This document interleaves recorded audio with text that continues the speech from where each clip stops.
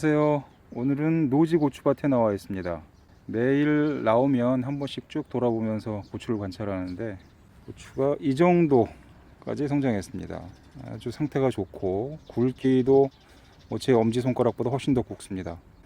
이렇게 만져보면 질감도 단단한 게 표피도 두꺼운 듯한 그런 느낌입니다. 이쪽에 있는 고추도 건강하게 자라고 있습니다. 정상적으로 자라고 있는 고추가 있는가 하면 끝이 고부라진다든가 중간에 허리가 휘는 그런 고과가 발생하는 경우도 흔합니다. 그래서 오늘은 고추의 고과에 대해서 말씀드리려고 합니다. 저처럼 건고추나 고춧가루 생산을 목적으로 하는 분들에게는 고추의 고과가 크게 문제가 되지는 않습니다만 풋고추를 재배하시는 분들에게는 고추의 모양도 중요하기 때문에 고가가 생기는 것은 꼭 피해야 할 일입니다. 고가가 환영받지 못하는 이유는 두 가지입니다. 첫 번째는 아무래도 이제 보기 좋은 떡이 먹기도 좋다고 하는데 못생겼습니다. 못생겼기 때문에 소비자로부터 선택을 덜 받게 되겠죠. 그 다음에 포장 운반을 해야 하는데 구부러진 고추는 박스 안에 들어가는데 제약이 있습니다. 곧게 잘생긴 고추를 담는 것하고 구부러진 고추를 담는 것하고 포장과 운반 과정에서의 어려운 점들이 있습니다. 고추의 고가가 생기는 원인을 몇 가지로 나눠서 생각해 보자면 첫 번째는 양분에 따른 문제가 있습니다. 고추를 정식하시고 계속 추비를 해 나가는데 추비 간격을 30일로 설정해서 추비를 하신다. 그런데 양은 얼마냐? 3kg 정도를 추비를 한다 하고 생각을 하게 되면 초반에는 분명히 영양 과다의 증상을 보일 수 있습니다. 그런데 30일이 거의 다 지나게 되면 끝부분에 가가지고는 비료가 부족하게 됩니다. 이런 현상을 비절 현상이라고 하는데 예를 들면 30일에 3kg를 준다. 그런 것보다는 10일 간격으로 1kg씩 주는 것이 그 비절 현상을 줄이는 효과적인 방법입니다. 따라서 이러한 그 양분이 초기에 과다하게 공급이 됐다가 시간이 경과함에 따라서 양분이 점차 부족해지게 되면 성장의 균형이 무너집니다. 정상적으로 성장하는 부분은 고추가 이렇게 곧게 성장을 하겠고 그 다음에 양분이 좀 부족한 부분은 고추가 상대적으로 이렇게 짧게 성장을 하다 보니까 이런 식으로 휘겠죠. 과거의 지질학이나 지구의 역사 이런 것을 연구하시는 분들을 보게 되면 특정 시대의 기후 환경을 추측하는 방법에 화석에서 발견되는 나무의 나이테를 가지고 측정하는 방법을 사용하는 것을 제가 본 적이 있습니다. 양분 공급이 충분하게 되면 나무가 부피 성장을 많이 하겠고 그리고 또 그 반대의 경우에는 나무의 성장이 좀 더디고 지체되는 경향을 보일 것입니다. 그렇기 때문에 기후 환경이 좋고 영양분이 충분했던 시대에는 나이테의 간격이 넓고 또 반대의 경우에는 나이테의 간격이 좁겠죠. 그래서 이런 사실을 가지고 과거 수만 년, 수십만 년 전의 기후 환경을 추측하는 그런 기법이 있는데 고추도 영양 상태가 양호하고 수분 공급이 충분한 경우에는 정상적인 성장을 하게 되겠고 또 영양이 부족하고 수분이 부족하게 되면 성장 속도가 줄어들겠죠. 이러한 편차 때문에 고추가 구부러지는 고과가 생깁니다. 두 번째는 또 수분 공급도 마찬가지 경우입니다. 수분 공급이 원활하다, 강수량이 충분하든지 아니면 또 관수를 충분히 해주셔서 수분이 충분할 경우에는 성장 속도가 원활하기 때문에 정상적인 성장을 할 테고 또 가물다든가 아니면은 관수를 제때 해주지 못하는 경우에는 또 성장 속도가 느릴 겁니다. 이런 경우에도 마찬가지로 그 성장 속도의 편차 때문에 고추가 구부러지는 현상이 나타납니다. 세 번째로는 성장을 지체시키는 측면에서 보자면 칼슘을 많이 주게 되면 성장이 더디게 됩니다. 또한 토양 내에 칼슘 함유량이 높게 되면 성장이 더디게 되는데 칼슘을 연면 시비했을 경우에 칼슘이 고르게 도포되지 않는다든가 아니면은 칼슘이 부족했다가 갑자기 또 칼슘을 많이 준다든가 이렇게 되면 또한 칼슘 균형이 무너지기 때문에 고추가 구부러지게 됩니다. 이러한 원인으로 고가가 또 발생하겠고 이제 네 번째는 제가 해당하는 경우인데 냉해 때문에 고가가 발생하는 경우가 있습니다. 초기에 냉해를 받게 되면 냉해 증상이 이파리에서 관찰되는데 사실은 이파리에 미치는 영향보다는 뿌리에 주는 데미지가 훨씬 더 큽니다. 이파리는 좀 지나게 되면 다시 또 신초가 나오고 정상적으로 성장해 가는데 뿌리에 데미지를 받게 되면 여러 가지 영양소를 섭취할 때 고르고 꾸준하게 섭취가 되는 것이 아니라 단절적으로 섭취가 이루어질 때가 있습니다. 정상적으로 섭취를 하다가 또 그렇지 못하다가 뭐 이런 경우가 발생하기 때문에 이런 과정에서도 고가가 또 발생합니다.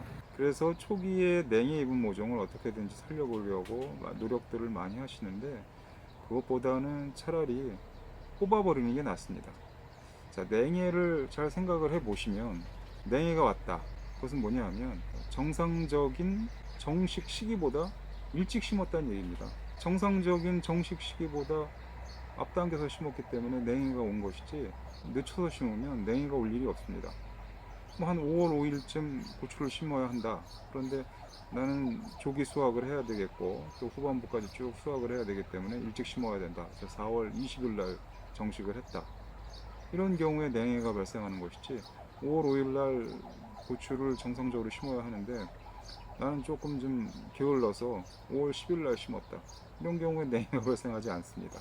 따라서 냉해가 발생했다는 것은 정상적인 정식 시기보다 일찍 심었다는 것이기 때문에 관찰되는 즉시 초기에는 뽑아버리고 새로 사다가 심으시면 한 일주일 열흘 늦게 심어도 아무 지장 없습니다.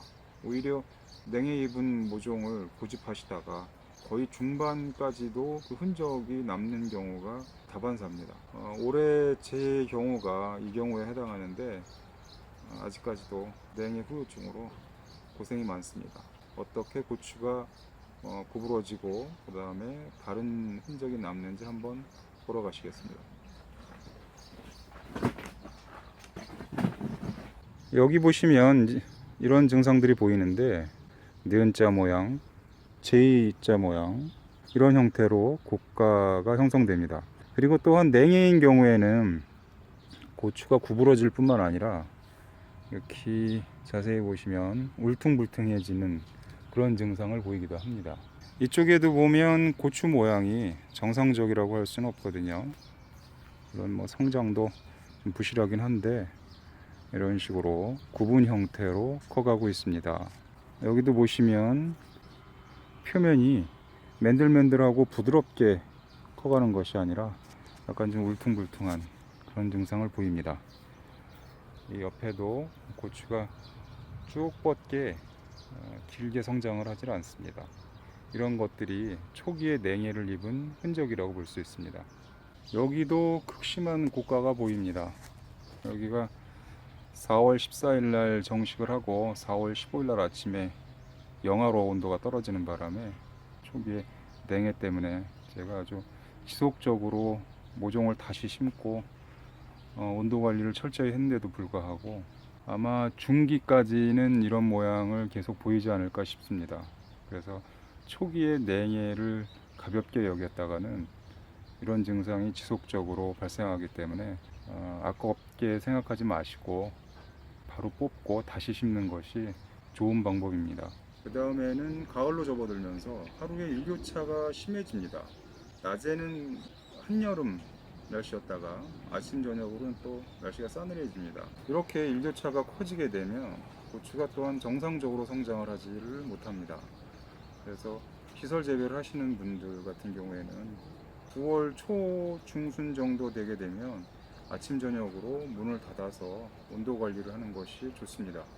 당연히 이 즈음이 되게 되면 고추의 크기도 좀 적어집니다. 전체적으로 고추가 양분 흡수력이 떨어지고 온도 편차가 커지면서 고추의 성장세도 둔화가 되겠고 그 다음에 고추도 구부러지는 현상을 뚜렷하게 나타냅니다.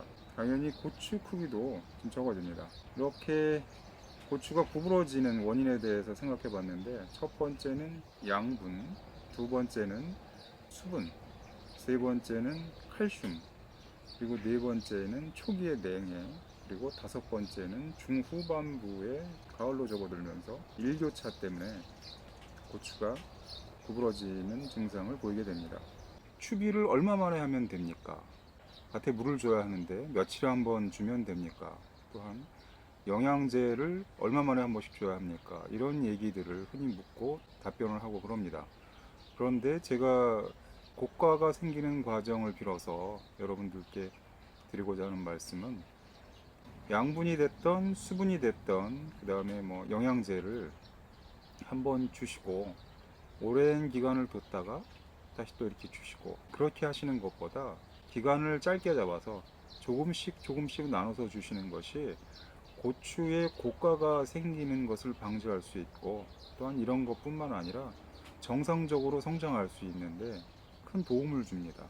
그러니까 한 달에 3kg 보다는 열흘에 1kg씩, 물 주는 것도 보름에 30분, 이런 것보다는 5일에 10분씩 이런 식으로 나눠서 자주자주 주시면 훨씬 더 좋습니다. 제가 서두에도 말씀드렸듯이 풋고추로 고추의 모양새를 중시 여기는 소비자들에게 공급할 목적이 아니라면 크게 문제될 것은 아니겠는데, 잘생긴 고추를 재배하는 것도 기르는 재미가 있습니다.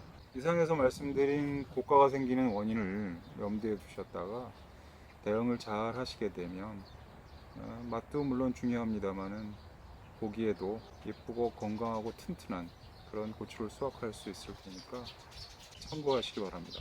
지금까지 시청해 주셔서 감사드립니다.